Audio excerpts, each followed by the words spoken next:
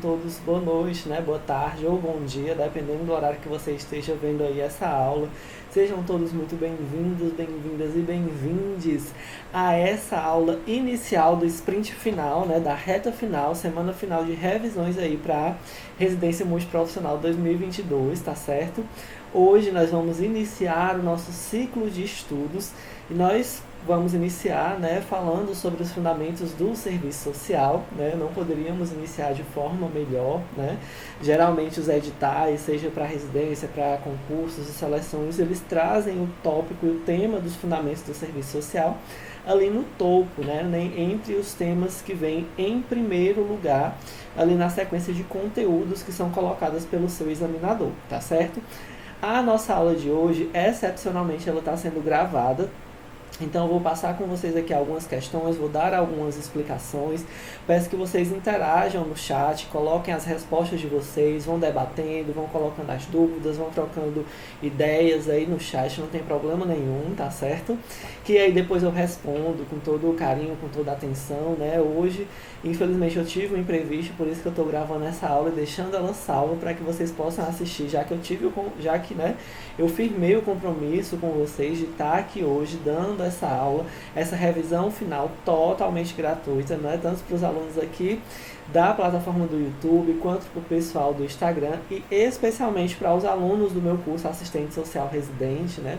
Que cobre não só aí a seleção da residência aqui do Ceará, da Escola de Saúde Pública, da Universidade Federal e do Hospital Geral de Fortaleza, mas cobre também uma série de outras residências a nível nacional também, como o Enare, como o Fundatec, como o FRN, o FRJ e USP, né? São algumas das universidades que têm e de instituições que têm residência que são cobertos aí, tanto pelo curso Assistente Social Residente, que se você tiver interesse de adquirir, você pode clicar aqui na descrição do vídeo que tem o link para que você possa acessar o curso, né? Bem como também tem um cupom de desconto de 10% válido para o mês de novembro, em alusão aí à famosa Black Friday, né? No caso é a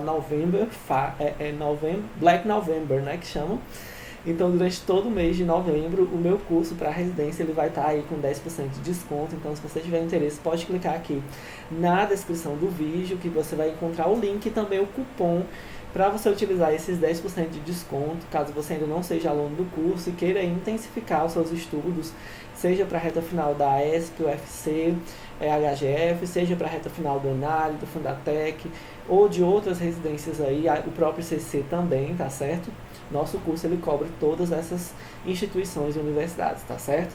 Então, voltando para o tema da aula de hoje a gente vai falar exatamente sobre os fundamentos do serviço social, né? Os fundamentos histórico-teóricos metodológicos do serviço social e sua faceta tanto do ponto de vista histórico, como o próprio nome já diz, mas também a sua faceta na contemporaneidade, tá certo? Tudo isso a gente vai ver através de questões, tá bom?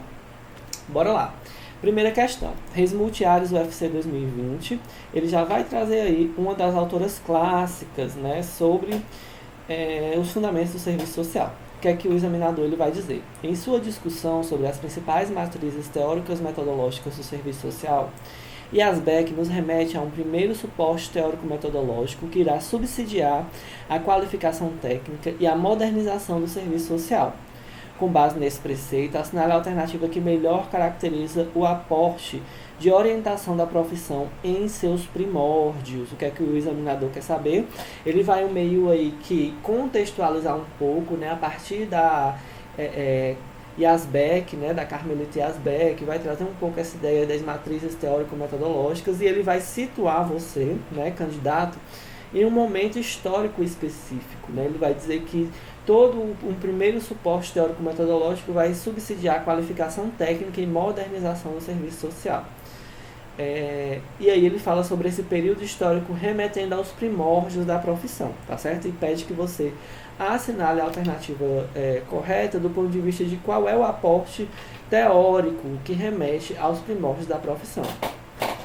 Alternativa A, apreensão instrumental e imediata do ser social e com propostas de trabalho ajustadoras. Alternativa B, visão da teoria remetida ao âmbito do verificável, cuja orientação se baseia na autonomia crítica da profissão. Alternativa C, análise direcionada para a transformação dos sujeitos sociais. E alternativa D, perspectiva teórica fundamentada nos preceitos ético-políticos de cunho dialógico, né? Então veja bem, gente, o que é que o examinador ele vai querer de você, né? Como eu já expliquei agora há pouco, ele vai querer que você se situe em um momento específico do serviço social, que remete aí aos primórdios da profissão, que nós podemos entender também como ali as protoformas, né? Os primeiros momentos de profissionalização e institucionalização do serviço social, né? A gente vai ter o serviço social em um primeiro momento associado à ação católica, né? Mas não só associado à ação católica. Na verdade, o serviço social ele vai ser fruto de poderíamos dizer, de uma grande coalizão, né, entre a igreja, o Estado e a burguesia, né? Então, a forma como a caridade vinha sendo praticada pela Igreja Católica, ela vai se tornar-se interessante para a burguesia, né? Porque essa caridade ela vai assumir aí um papel, uma função de apaziguador dos ânimos, né? De compensação, né? Para as mazelas sociais.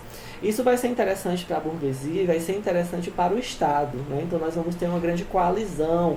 Pedro, o que é coalizão? Um grande encontro da burguesia, do Estado e da Igreja, né? E a partir disso, o serviço social ele vai começar a ser pensado, começar a ser gestado enquanto profissão, né?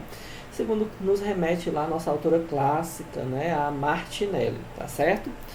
Então nós vamos ter nesse primeiro momento, né, uma visão, né, de trabalho muito dentro da doutrina social da igreja, né? E a doutrina social da igreja ela vai pegar algumas referenciais, né, que vão acabar recaindo sobre os sujeitos e sobre os indivíduos do ponto de vista de algo chamado da moralização, né? A moralização dos sujeitos, a moralização dos indivíduos e das famílias, né? Do ponto de vista de que elas, né, estando numa situação de pobreza, estando numa situação de pauperização, elas próprias seriam culpadas por aquele seu estado, né, por aquele seu, pelaquela sua situação de pobreza.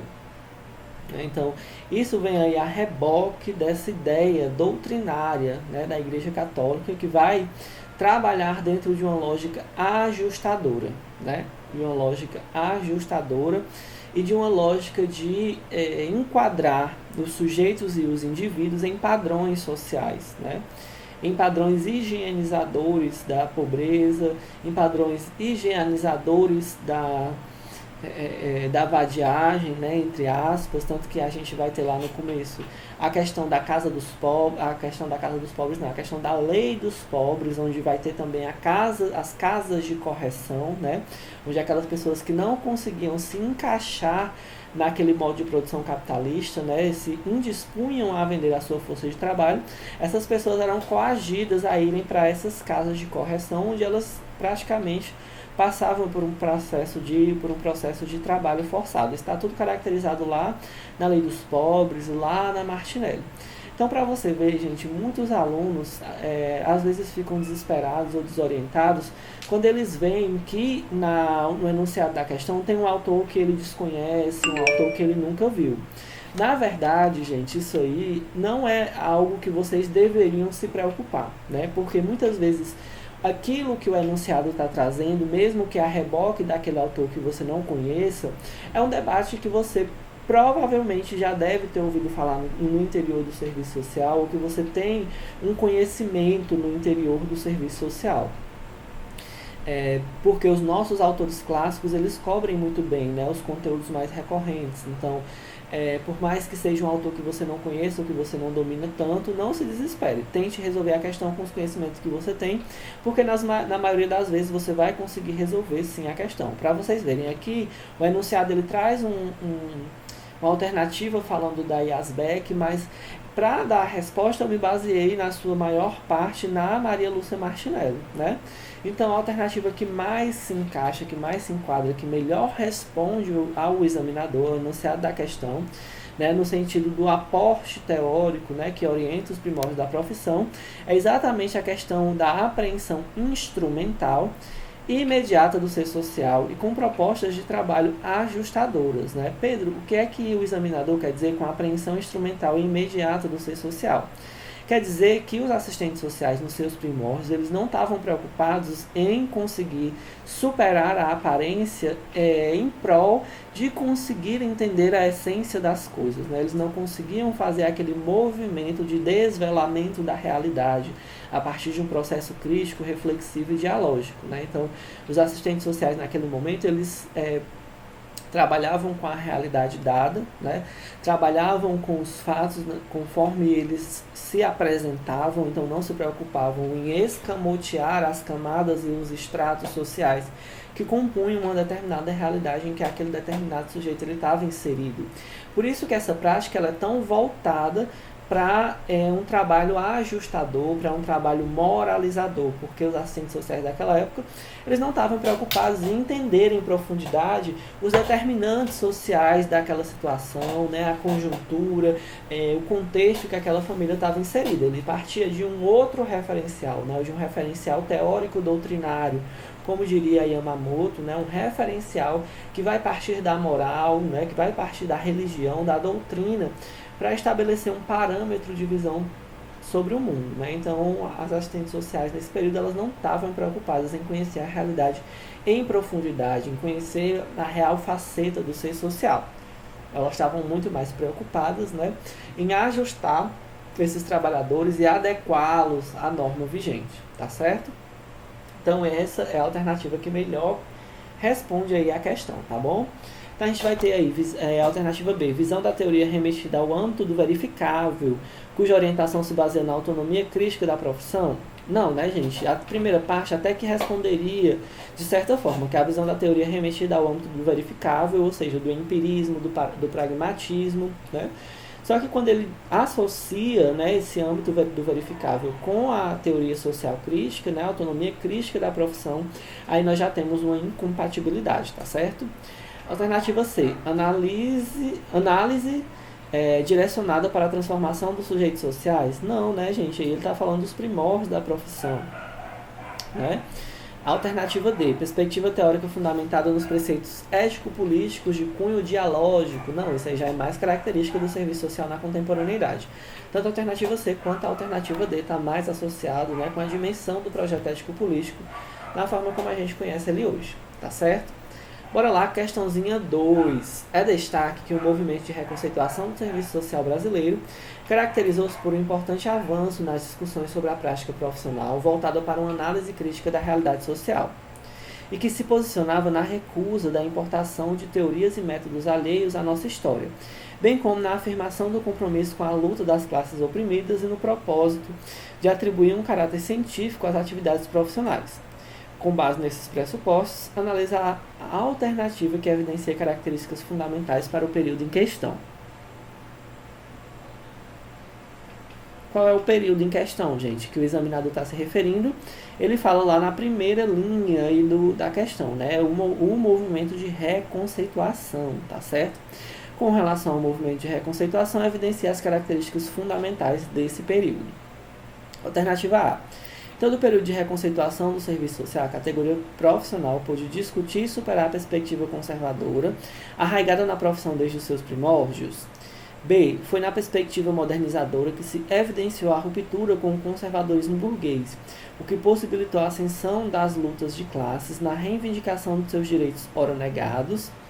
Alternativa C. Durante o processo de revisão interna da profissão, não se observou questionamento quanto aos procedimentos operativo e ético-político da profissão. E D. Foi a partir de 1971 que o movimento de reconceituação apresentou as primeiras aproximações do serviço social com a tradição marxista por meio de manuais de divulgação, ausentando-se inicialmente de uma aproximação mais rigorosa com os textos de Marx. Gente, preste atenção aqui, né? A gente vai fazer aqui uma recapitulação do movimento de reconceituação, né? A gente sabe que o movimento de renovação, de reconceituação, né, do serviço social latino-americano, ele começou ali final dos anos 50, decorrer dos anos 60, né, trazendo um pouco do questionamento, né, do conservadorismo da profissão, né, das bases conservadoras da profissão. Começou a se questionar sobre isso. No Brasil, nós tivemos uma pequena diferença, tanto que muitas vezes se fala de movimento de reconceituação quando se refere à América Latina e movimento de renovação do serviço social brasileiro quando se refere ao nosso país.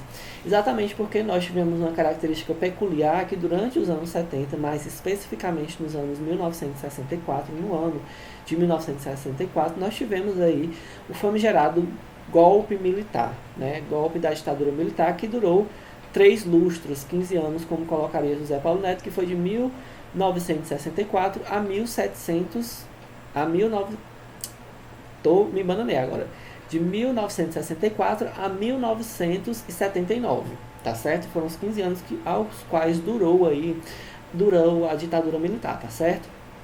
Então, durante esse processo, durante esse período da ditadura militar, nós tivemos os chamados seminários de conceituação do serviço social, né, que nós vamos ter o seminário de Araxá, Teresópolis, né, Alto da Boa Vista e Sumaré, né, e a gente vai ter nos 2 primeiros seminários, né, Araxá e Teresópolis, o surgimento do que José Paulo Neto vai chamar de perspectiva da modernização conservadora, né, vai surgir em Araxá e se consolidar em Teresópolis, e nós vamos ter em Sumaré e Alto da Boa Vista aí um certo declínio dessa visão da modernização conservadora e um momento de heterogeneização, né, do pensamento, das vertentes de pensamento dentro do serviço social, onde o serviço social vai começar a ter inspirações na fenomenologia, né? Então a gente sabe que essa inspiração é uma inspiração muito vaga e muitas vezes com a leitura, de certa forma, bem deturpada da fenomenologia.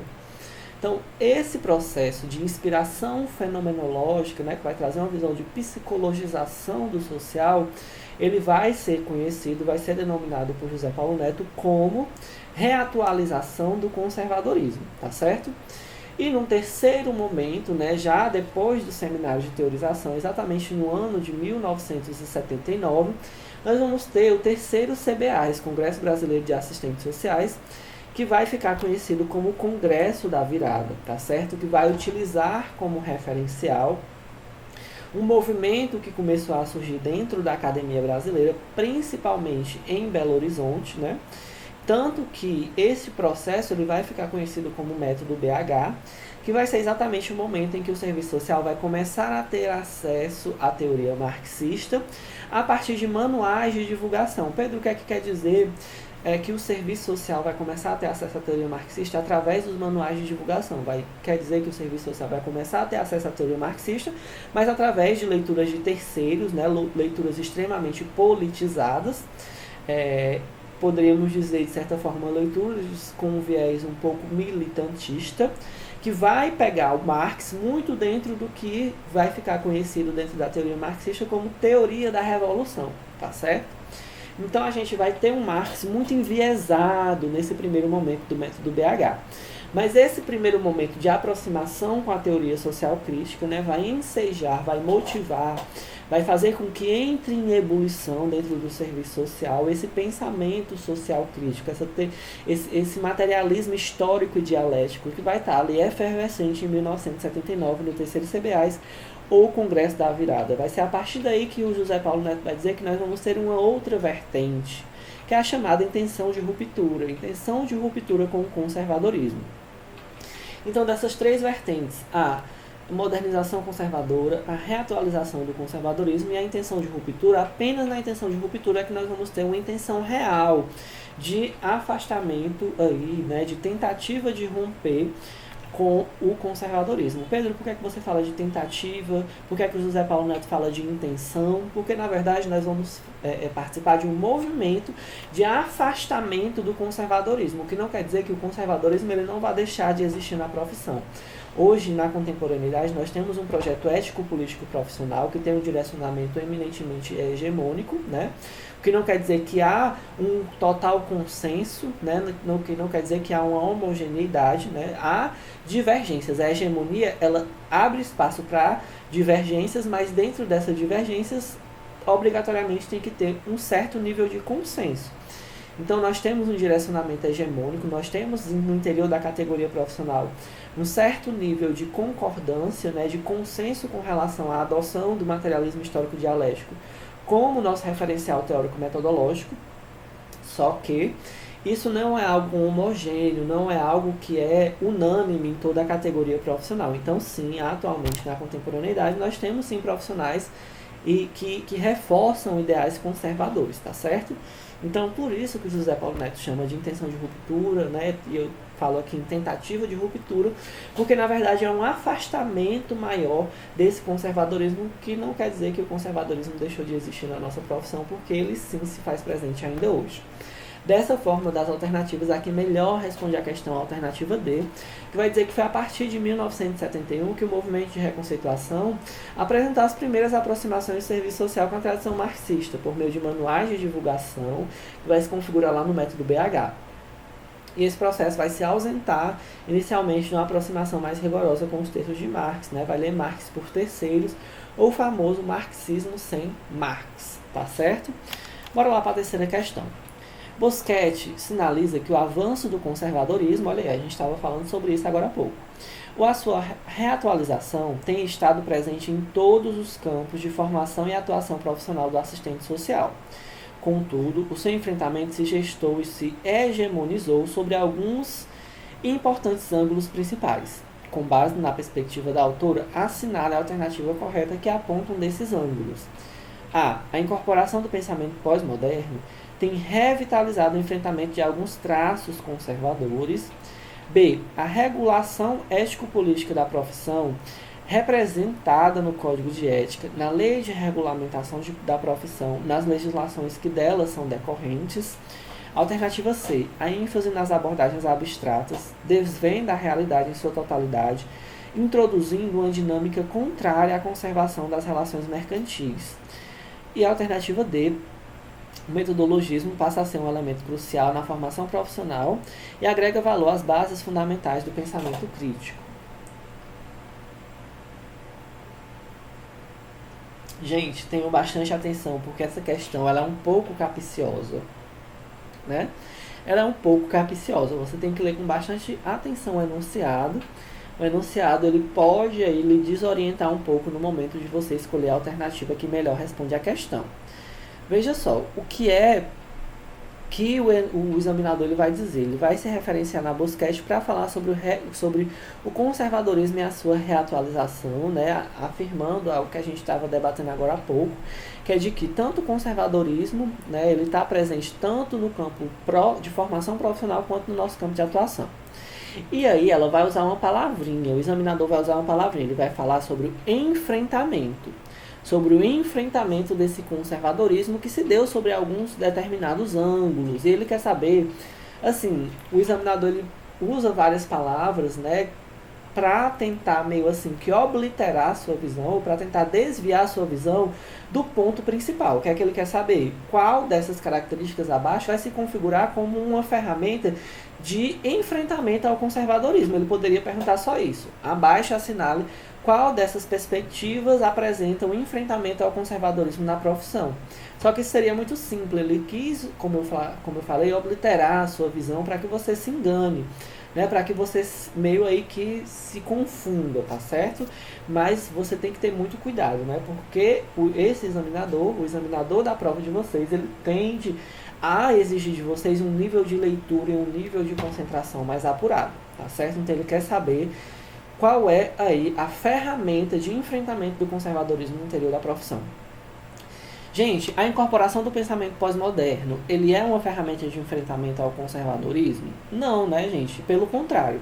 O pensamento pós-moderno ele é considerado, né, pela direção hegemônica da profissão como um pensamento que vai contra a teoria social crítica, né, vai contra ali as chamadas grandes narrativas, que são esses autores clássicos da sociologia, dentre eles o Marx, que querem entender a sociedade do ponto de vista da sua totalidade, né? Então, as parcelas do pensamento pós-moderno, elas tendem a uma microsociologia, né, ou ao entendimento dos determinados fragmentos da realidade, né, tentando não entrar nessa lógica das totalizações.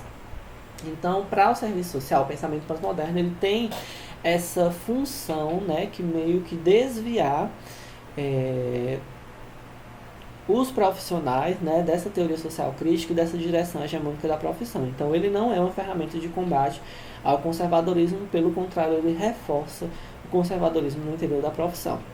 A alternativa B já vai falar algo que faz mais sentido. Ele vai dizer que a regulação ético-política da profissão, né, representada no Código de Ética, na Lei de Regulamentação e nas legislações que se desdobrarão delas, se configura como uma ferramenta de enfrentamento ao conservadorismo. Isso é verdade? Verdade verdadeira. É exatamente essa que é a alternativa correta, né? Então, esse marco regulatório do serviço social nos anos 90, né, com a Lei de Regulamentação, a Lei 8662 de 1993, com o Código de Ética de 1993, com ali as diretrizes curriculares da ABEPS, né, que vão ser assim, os grandes documentos que vão dar subsídios para que a categoria profissional ela possa defender o projeto ético-político profissional com respaldo legal, né? Então, vai ser sim esses aparatos legais, né, essas regulamentações ético-políticas da profissão que vão nos conceder subsídios concretos para o enfrentamento do conservadorismo. Alternativa C. A ênfase nas abordagens abstratas desvenda a realidade. Não, pelo contrário. A ênfase ela deve ser no concreto, né, transformar esse concreto em concreto pensado, em concreto abstraído, e não a abordagem abstrata por abordagem abstrata. E a alternativa D, o metodologismo passa a ser um elemento crucial na formação profissional? Não, pelo contrário, nós temos que evitar o metodologismo, que seria exatamente a metodologia por metodologia sem reflexão crítico e dialética, tá certo? Bora lá para a nossa questãozinha 4. Gente, lembrando que a qualquer momento que vocês tiverem dúvidas, vocês podem colocar aqui no chat, tá bom? Que eu vou tentar responder vocês. Amanhã que no caso vai ser hoje, né, que vocês estão assistindo a aula, estou gravando essa aula um dia antes. Eu vou passar o dia indisponível, né, vou estar num compromisso muito importante, não vou poder estar, talvez não consiga estar online na hora que vocês estejam assistindo essa aula, mas eu prometo que assim que possível eu vou voltar aqui no YouTube para responder todas as dúvidas de vocês nos comentários, tá certo? Lembrando que essa semana nós temos aula todos os dias, né? Praticamente todos os dias, iniciando hoje na terça, a gente tem aula terça, quarta, quinta e sexta, que é a semana final, sprint final aí de resolução de questões Resmust 2022, né? De preparação para Resmust 2022, tá certo? Então, deixe os seus comentários aí, tá bom? Se você ainda não é inscrito no canal, se inscreva, deixe o seu like, deixe o seu comentário, envie essa live lá no seu grupo de amigos do serviço social, no seu grupo de estudo, no seu grupo de colegas de serviço social, né? Se você conhece pessoas que estão se preparando para residência, envie essa live porque ela é totalmente gratuita, as lives dessa semana são totalmente gratuitas. E claro, quem tiver interesse em adquirir o curso, né, é só acessar aqui a descrição do vídeo, que tem um linkzinho para você ir lá para a página do curso, e você também tem acesso a 10% de desconto exclusivos agora para o mês de novembro de 2021, que é o Black November, né? O novembro aí da Black Friday. Então aproveite. Quarta questão. A análise do cotidiano para além da aparência mostra-se essencialmente quando se deseja destrinchar o movimento concreto da realidade.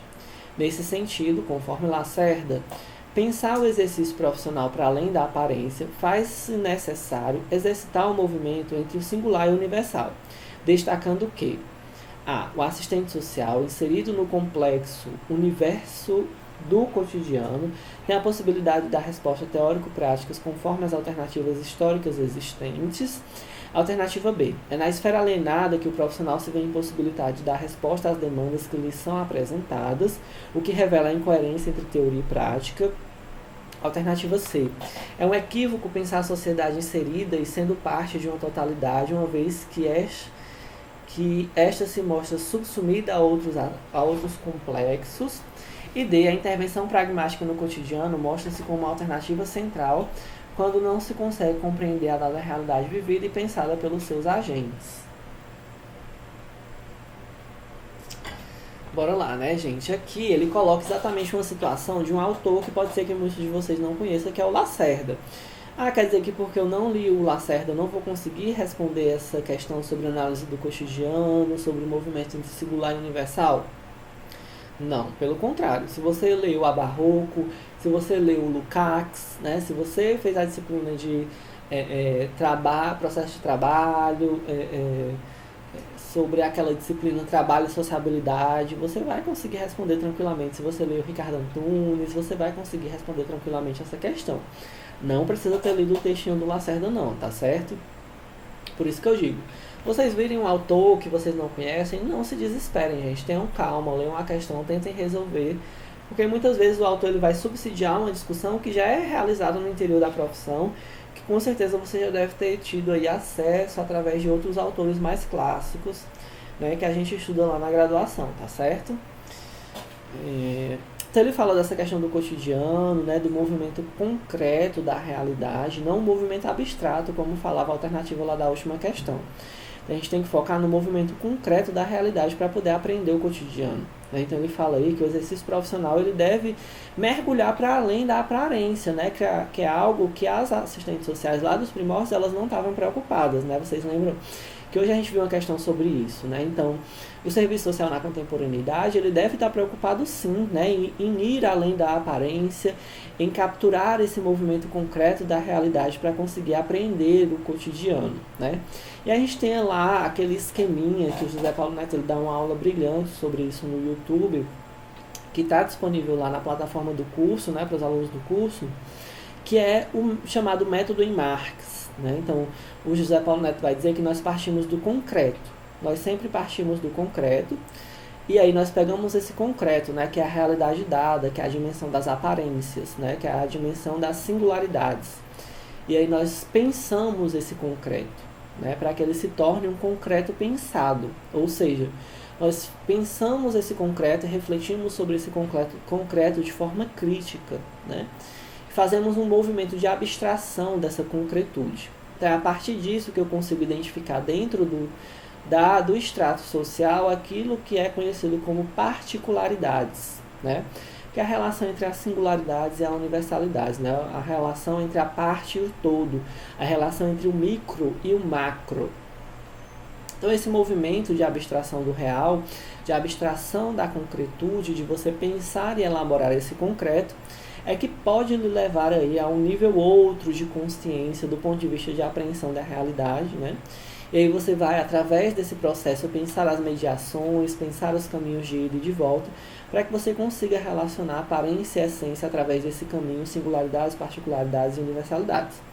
Aí o examinador ele quer saber qual dessas alternativas melhor corresponde a esse movimento. Né? Então ele vai dizer exatamente, na alternativa A, que o assistente social ele se insere num mundo complexo, né? Num universo complexo que é o cotidiano. E realmente, nosso campo, né? Nosso locus de trabalho ele é o cotidiano, né? E aí nós temos a possibilidade de, no cotidiano, dar respostas teórico-práticas, e essas respostas elas se dão conforme as alternativas historicamente existentes. Que alternativas são essas?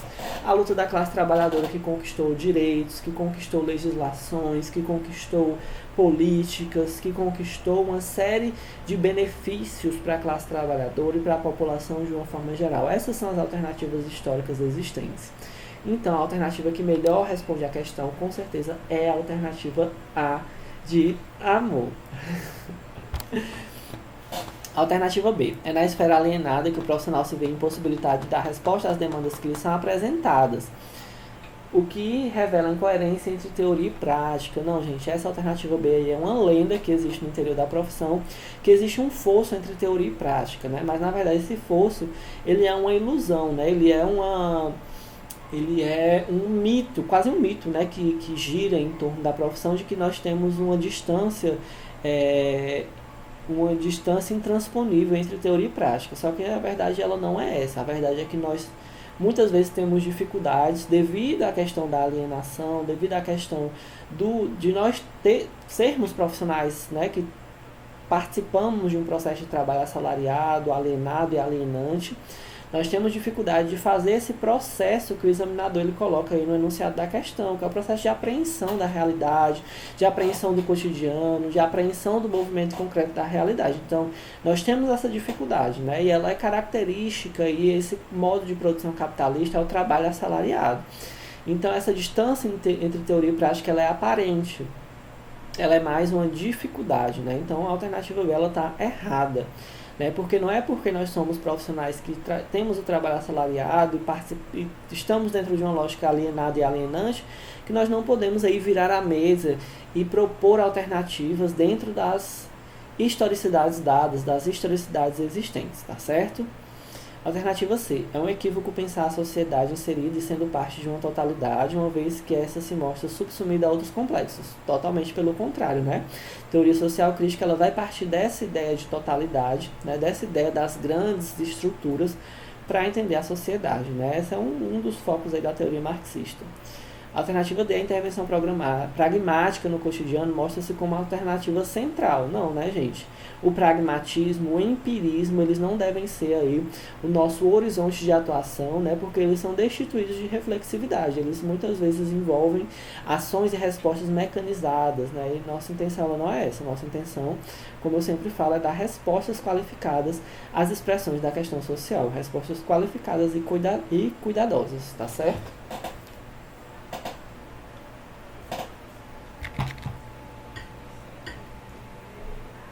Bora lá, gente, para a nossa quinta e última questão do nosso simulado de hoje, do nosso treino de hoje. Yamamoto pontua alguns desafios ao serviço social na cena contemporânea que se mostram implicados diretamente no fazer profissional e no campo acadêmico.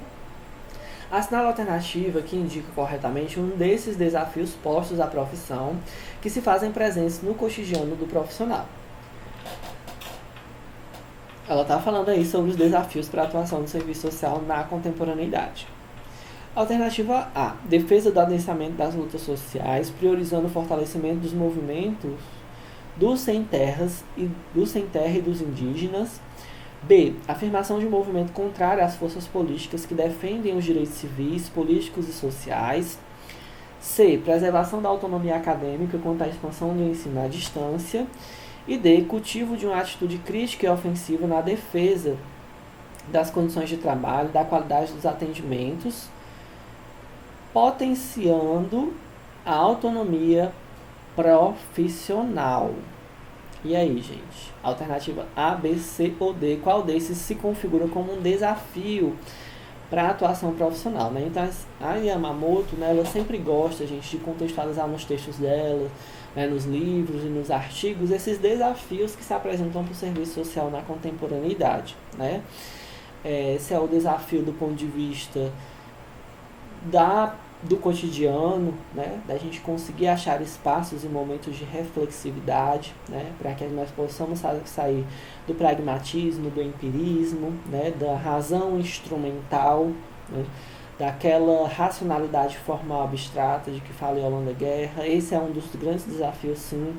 Se o desafio é de enfrentamento do conservadorismo no interior da profissão, né, esse conservadorismo que se adensa, né, em um momento político, econômico e social no Brasil, onde nós temos um levante praticamente aí do conservadorismo, né, no país, onde nós temos um símbolo, né, que é exatamente o presidente da República, né, o Bolsonaro, que ele evoca, ele tem um certo, como é que eu poderia dizer, ele tem uma certa capacidade de evocar nas pessoas, né, o seu lado mais conservador, ou o seu lado,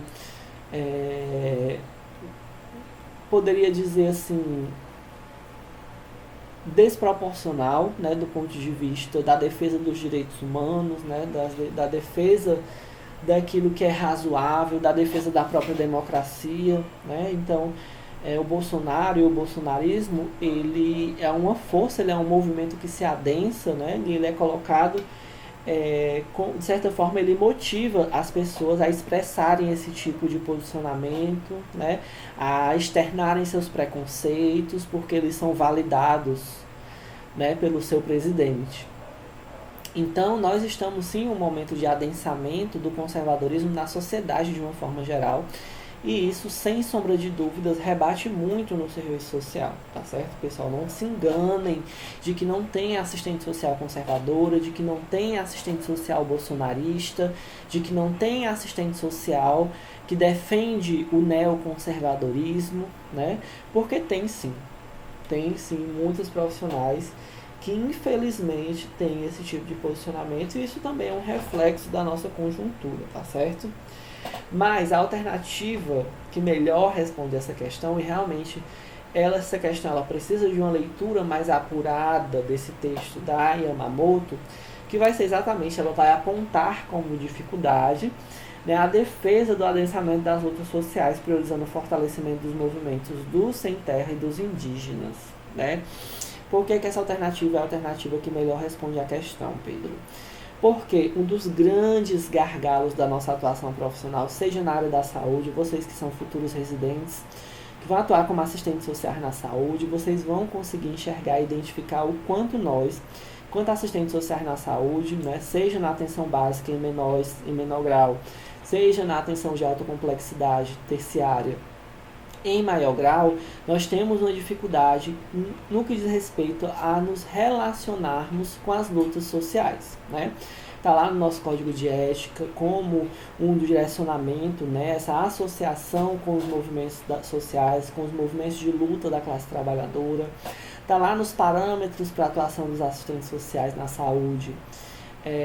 E também os outros parâmetros, eles colocam como direcionamento esse trabalho do serviço social voltado à atuação junto às lutas sociais, junto aos movimentos sociais, né? E aí na alternativa ela cita o exemplo dos movimentos dos sem terra e dos indígenas, né? Então, para Yamamoto falta um maior engajamento dentro da prática profissional do ponto de vista das lutas sociais. Essa questão ela é um pouco mais difícil, né? Porque você facilmente poderia marcar a questão do EAD, né? Você facilmente poderia marcar a questão de que nós temos dificuldade de cultivar uma atitude crítica e ofensiva na defesa das condições de trabalho, da qualidade dos atendimentos. Só que a alternativa correta, segundo aí o pensamento da Yamamoto, é exatamente essa defesa do adensamento das lutas sociais, que sim se configura como um gargalo, né, como uma dificuldade para a nossa prática aí na contemporaneidade. Gente, a aula de hoje é isso, né? Infelizmente não pude estar ao vivo aqui com vocês, porque quando a gente está ao vivo, dá para ir tirando dúvidas aí ao vivo com vocês, trocando ideias, sabendo como é que tá o clima de vocês para a prova. Mas não se preocupe que eu vou voltar aqui sim, vou ler comentário por comentário, vou responder todos vocês, tirar dúvidas. Vou deixar tudo aqui no chat, tá bom? Vou deixar tudo aqui nos comentários para vocês, tá bom? A partir de amanhã, a partir de quarta-feira, nossa aula ela vai ser sim ao vivo, né? Essa semana inteira, terça, quarta, quinta e sexta, nós vamos estar ao vivo todo dia às 12 horas, né? Ao meio-dia, na hora do almoço. Você vai estar almoçando, vai estar aí fazendo a revisão do seu conteúdo comigo, tá certo? Ali na sua horário de pausa, né? Aí do almoço do seu trabalho, do seu estágio, né? Então, em casa mesmo, né, no seu momento aí durante o almoço, depois do almoço, você vai poder estar aqui comigo, refletindo e revisando aí o seu conteúdo nessa reta final para a Residência Multiprofissional 2022. Muito obrigada a todo mundo que esteve aqui hoje comigo. Deixem um like, se inscrevam no canal, porque isso me ajuda muito e me motiva a fazer mais vídeos gratuitos como esse. E lembrem-se de enviar esse vídeo aí nos grupos que vocês fazem parte, né? Para divulgar esse conhecimento que está sendo compartilhado aqui de forma gratuita por mim no YouTube, e também para me motivar a fazer mais vídeos como esse, como eu acabei de falar para vocês. Um beijo, gente, até a próxima aula. Até amanhã.